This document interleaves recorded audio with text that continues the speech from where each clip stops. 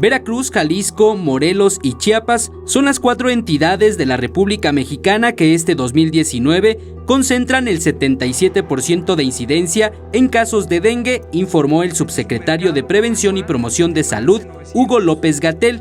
Sin embargo, descartó que esto sea por falta de incidencias, sino que explicó, estadísticamente existen periodos en los que se contabilizan menos casos de los verdaderamente existentes. De hecho, la transmisión de este año, 2019, es menor al promedio de la transmisión de los últimos 7 años. Si lo comparo solo con el año anterior, pues sí, hay variaciones biológicas, tienen que ver con el clima y con el comportamiento de los mosquitos. Dio a conocer que cada año se destinan 900 millones de pesos para la adquisición directa de insecticidas, pero que existen mercados amafiados que buscan apoderarse de esos recursos.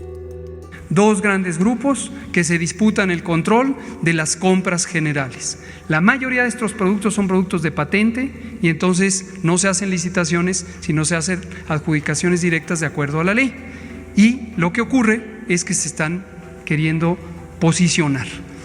Informó que 2/3 partes de los insecticidas para controlar el dengue lo compran los estados y únicamente una parte la adquiere la Federación para actuar como segunda línea de apoyo cuando sea necesario.